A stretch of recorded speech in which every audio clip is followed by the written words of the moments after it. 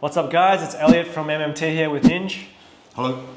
How you going? We're going to do today's video on getting the bend back in the spine, especially the lower spine.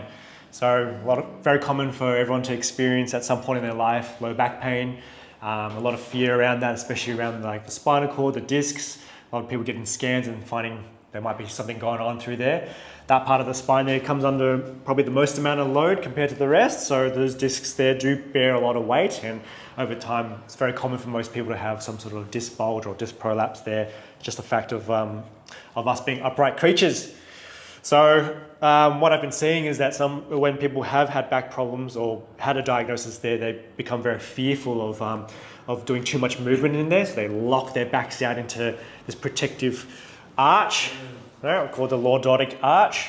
So we've done quite a number of videos where we do reference that, but we also reference the tilt of the pelvis. So the pelvis is tilting that way. That's more the anterior tilt, and you can see how much more that arches when it goes there. And what we do at MMT is we try to help get people to reclaim a lot of the range in their pelvis, so it comes more into that neutral and posterior tilt, which will help with the alignment of the spine there. So it's not that we have to always be in that position, we just don't want to be stuck in this position, because if we're stuck in that position and walk around like that, the spine can get quite stiff.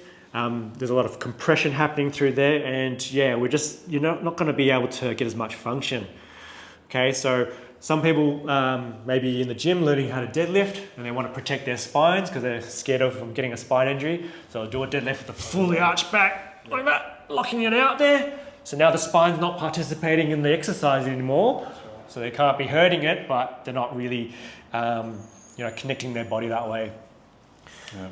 Right here, put in one of my deadlifts, Leo. Cut it in. Get the nice flex in it. Yeah. Get the strength out of the back there. So yeah, we can use the back. We can lift the back. We don't want to only use it. And the reason why people hurt their backs when they use their back, it's because it's quite weak. So anything that's too weak, if you overload it, it's going to hurt. Right, so you can build a strong back even with a bent posture there, as long as you know how to load it progressively, how to use our legs underneath, because if the whole body's involved with that lift there, it's going to be nice and strong. Right, so it's just about knowing when to use it and when to increase the difficulty. So we're going to talk about a specific type of presentation today, about where the back has become a bit too sensitized. So if it's locked into this lordosis there, the joints here have come towards each other like that, and they become quite compressed. Okay, so if they're compressed for a long period of time, all the tiny little nerve endings there become very sensitive. It's sort of like if you push your wrist back like that, the bones here start coming towards each other, and if you held that for a long period of time or did it repetitively, the nerve endings here get quite sensitive. Right, so it makes moving a bit uncomfortable, but it doesn't mean that anything's damaged there. It just means that the body's not used to or not happy to come back into this range here. Right, so we want to restore this because this is a normal way of moving. So same with the spine too, we want to be able to restore that flex. Okay, and how I do this with people who are very sensitized is I try to get them to a position where we can access that range and then gently work it. So quite common for you body workers out there is to see a lot of your clients and treat them in the prone position. The problem with that is if you're quite sensitized in that lordosis, if you're in prone, you're already going to go into some lordosis, and if we get pressure on top of that, you're going to go further into lordosis there. So for those types of clients there, this might be a bit too aggravating, a bit too exacerbating for them, and that's not the right approach. We want to restore it. So a good way to kind of access that is to get into the side lie position. So I'll get Ninja here to get into side lie. We'll probably get the back facing that way. Yeah, so you can see. Yep. So to get the client comfortable, you can pop something in between the knees, bring your knees towards the chest a little there. And so in this position here, we get full view and access to the spine and lower spine. We can also check with our client if they're able to move into different positions. So we can go into an arch. So let's go this way. Yep, so we can see the curve of the spine going inwards and then going the other way. All right, so I had a client not too long ago. She presented walking in with a very locked out back, and even when she was sitting, she could not drop into this flexed posture there. She could not let this part drop in. And because she'd been doing this for a couple of months, basically she'd lost the control of being able to flex the spine. So her spine actually looked a bit caved in, if anything. And so I had a bit of banter with her, Ninja. I was giving her some shit by saying, well, look, your spine looks like something's whacked all the way in through there. Just playfully, obviously, just saying like, you should be able to bring it out, right? Show me what you can do. Show me the curve of your back. So in the beginning, she was locked here. She could only get to about maybe there, and then she felt quite sensitive, right? So my goal in that session was, can we get more out of that spine? Because physically, it looked like there was every possibility to get that. She'd just forgotten how. So how we can approach it when you go to assess someone and treat them is go to some place that you feel is going to be pretty safe to put pressure on. So say, Ninja, I'm going to put some pressure in your spine here. I'm going to feel for the bones there. And I reckon this should be okay. Does that feel like just pressure to you? Yeah, it's a bit in there actually. A bit sensitive there? Yeah, a little bit. Okay, so maybe it looks like I've gone to a spot that's a bit more sensitive. How about here? Is that also sensitive too? Nah, not as bad. So it just feels like normal pressure? Yeah. Yeah, so I'm doing the exact same thing. So at this segment here, there's this spinous process. I'm gone to the side of it, and I'm just kind of putting a bit of weight and just wiggling that joint there. Jeez. So yeah, different segments. He's got a bit more going on. Oh, Nate. Here too? Sensitive. Yeah. Down here? Nah, that's all right there. And here? That's all right. That's all right. Over here? Yeah, I gave it a real nudge a couple of days ago. Like, went for 1 rep max and couldn't do it.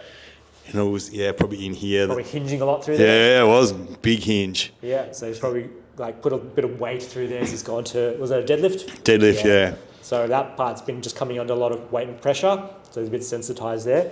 Well, this is a good and safe way to assess someone's spine and their sensitivity. You're not going hard, you're not doing any sort of extra pressure, you're just doing enough pressure. Like if you watch how much pressure I'm pushing into the glute there, that's as much pressure I'm going to put on the spine, just enough to dimple into there. So we know that's a safe, not harming pressure, but someone could be sensitized there. So it gives us a clue what areas just become, a bit more stirred up. And right now Ninja's got a few areas. So yeah, coming back to a safe area here, that feels normal pressure for you. Yep. Not too bad. How about if we go lower down? I'm pretty good. That's pretty good there. Yeah. So it depends on the person. So the client I had, she was more sensitive the lower I went down. So up here she was good. As I went down here, she was almost flinching away from me with that light pressure. So that was a nice clue. All right, so then let's use the one that Ninja's presented with. We haven't seen any movement dysfunction, so we don't have a reliable test to work with, but I'll show you what I was doing, which is, go find that sensitive spot. So if you use it around here. Yep. Okay, so I'm just parking my finger right next to, this is right on top of the bone, and then I'll just drop off to one side like that, and now I'm on the side of it, and I'm just giving that hinge a bit of a push there. Right, so on a really sensitized person, they might feel this as quite achy and bruisey. So I'll ask, okay, how does that feel to you? Is a bit of a bruisey sensation? Bruisey, yeah, definitely. So when it's happy and healthy, it just feels like pressure. When it's a bit more stirred up, it's come under load, it's going to feel bruisey. Again, much like if I was to push my wrist like this, these bones come together, and I do that with hard pressure, then the next day it's going to feel a little bit bruisey here, okay? So what we're doing here is we're trying to give a bit of normal stimulus to those nerve endings and say, look, this is fine. We're letting the brain and person know we're safe here. This should feel like normal touch. Let's get back to that. Let's get it a bit more desensitized. How are we going there, Ninj? Yeah, good. Feels better already. Yeah. Bit tender there. Yeah, so it's a fun one to work with someone who's not too stirred up, because you can just, with normal pressure, just explore some of the bony anatomy. Okay, we're not doing anything chiropractic, we're not manipulating, we're just giving it a wiggle, just a little wiggle. And then after you've done about a minute worth of this and feel like it's starting to ease and give, you can explore above and below. So here's a bit of a spicy spot. Yeah. And then as that eases, again exploring. So his is even above into the thoracic as well. So you can do this sort of assessment and treatment all up and down the spine. You can go up there if you want to as well. Yeah, so when you feel comfortable that the person's now starting to ease into your treatment there, you can ask them, all right, can you show me a nice round back? So round it out for me. Is that okay for you to hold? Yeah. Do you feel any tightness or tension when you do that? No, that's all right. Okay. So try not to do it up here. Try to do it down here if you could. No, that way. Yep. That's it. Yeah, and feel where my hand is. Try to get that curve into my hand if you can. There we go, now we see it coming out. Okay, so we're trying to re-educate the person's control over that area. Maybe they've told this area to really lock out, so they've kept this area quite stiff and they've overcompensated in other areas. So we're also talking to this person's nervous system and seeing what they can, what sort of control they can reclaim. So now he's in a new position, so the joints have now come apart further and we can give him another wiggle, so we might feel a bit of sensitivity again. There it is. Yeah. And again, just like a nice little light wiggle. So when it's been really, extended, and if it's gone quite like arched in, there's a lot of compression on those joints. Those big nerve roots that come out of the spine also get compressed too.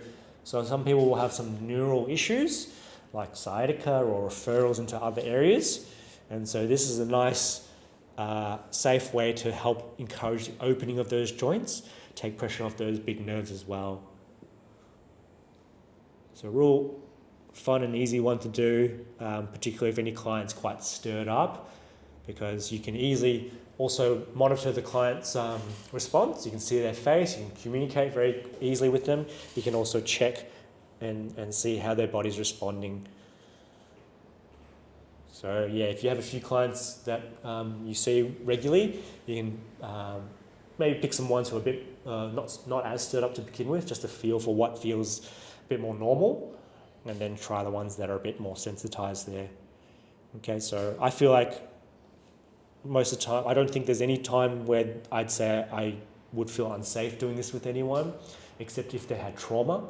So as in direct trauma, so if someone's like, fallen over a bar, which, they've arched over and they've taken this big knock there, there's this thought in my mind that there could be some direct trauma to that area there, then I probably wouldn't do this. But for someone else who's just a bit stiff, a bit locked out, this is totally fine to do. So you're talking about a bar fight? A bar? Pushing him over a bar? I think years ago I saw a fellow who was on a bus and the bus all of a sudden slammed the brakes and he went flying and there was a bar and he's gone like that over it, so basically scorpion onto the bar. Yeah. So direct trauma through there. No fracture, but super bruisey, super sensitive. Mm-hmm. That's a big direct hit. So in that person's case there, I'd be very careful. I'd get full clearance first, make sure that spinal cord's all good, the bones are fine. MRI scan, totally fine for that because there's been trauma. And if there's an okay from the medico's point of view saying nah, structurally they're fine there, then we can commence treatment. We're not going to worry about breaking anything because it takes a lot to break the bone. That guy didn't even have a fracture and his whole body went over onto it as well. You might have some clients that were fine, but then they had a scorpion incident, right? So scorpion hyperextending the back. So they've fallen over or something like that, and then now the legs have come over. Oh, yeah. So that's a scorpion position. Yeah. So that's a sudden hyperextension of the back there. Some people can get quite an extreme jarring in the back, maybe fractured their spine. Some people not so much, but they're going to be pretty painful and have a lot of trouble coming into this position. The opposite of that's called prawn. A prawn? Yeah, so you fall this way and you landed this way. Your crustaceans are in trouble, aren't they? If you're a human. So a good one to assess there. And while we're at it here, I can also show you that we can work into a different spot too. So for some people with upper back pain, you can also do the same thing for their thoracic spine here. This region here can come under some load, particularly if your arms forward, head forward like that. So you can see in this position, that part of my spine there becomes like a hinge point and it's coming under a lot of stress. So you can work into some people here as well. And it's quite a nice, comforting feeling. I find this really useful for people who foam roll their upper backs a bit too much. So they'll feel stiff through there and try to throw themselves on a foam roller and arch over that because they reckon that helps improve it. But sometimes you can also jam up some of those joints. So you can also get into this and give it a nice little wiggle. You're right there? Yep. Yeah, so also really good way to be effective, but also not burn out your own hands. I'm not using much pressure here. I'm actually just like I said, just enough to kind of dimple the muscle down here. So that's all I have to do here to move into this. I don't have to put my whole body weight into it. Why I've got my leg here is I'm just trying to block my own leg there. My own arm. and that's just helping me reinforce. So I can also use my leg to push my hand into Ninja's spine there, rather than just using my thumb. We don't want to just flex this muscle here, because a small muscle is going to burn out real quick. So we just apply ourselves by positioning the thumb in the right spot, and then using some body weight or using the leg there to kind of give us some of that pressure. And that's enough to get that mobilization happening. Okay, so then with the people that you find quite archy, we want to retest. We want to see, okay, how far can we go? So again, give us a nice big flex for me. Yeah, good. Show me your curve. Show me your curve. So no, not that one. Go back this one. Show me this curve. Yeah, show me as much as you can. Yeah. And so, yeah, it's got a nice curve here. It's a little flatter here, but it is a decent curve. Some people are very lordotic. Even when they get to here, it's still going in that way. So a good one to work into. That client that I worked with, who was super stiff, in her second session, when she came in, she'd been practicing the curve, you know, because the banter, I was like saying to her, your back's a bit caved in there. Where's your curve going? You need to have a curve. And she started thinking, oh, that's the part I need to work on. Yep. So she went home. Now that she was not so sensitive, she could practice it. And when she came in the second session, she was like, I've been practicing this whole time. Check it out. And she went to come down there. She showed me like how far she could come down. So she could move into there. And yeah, she was, you know, getting it restored. Proud of herself. Yeah, and reinforcement there. I'm like, look, you put the work in there, you've reclaimed the territory on your body. You know, you should be able to do that. Power back. Control of your body, isn't it? Yeah. Yeah. It's important. So you've gone from one end, which is my body is brittle and needs to be protected, so I'm going to lock it out, to hang on. Actually, I should be able to move this. It's safe to do so. Yep. Give her, you know, there's no guessing here. We're giving her all the reasons why it should be safe to do so, and she's just gone and worked into it, reclaimed that back. You know, and so if you've got clients that are in that state where they just feel like they've lost control of their bodies and they're just not sure what to do because they feel like everything they do is punishing them, you want to present a situation where, look, it's okay to do this. You can reclaim this for yourself. So be that advocate for your clients. Alrighty. That's it. Yeah. So give that a go. Find someone you can work on. Get them into this position. Thinking about that arch. You know, that spine's meant to flex. Yep. So get them to show you their curve, this kind of curve. Yeah. See how far you get. Alrighty. Get flexy.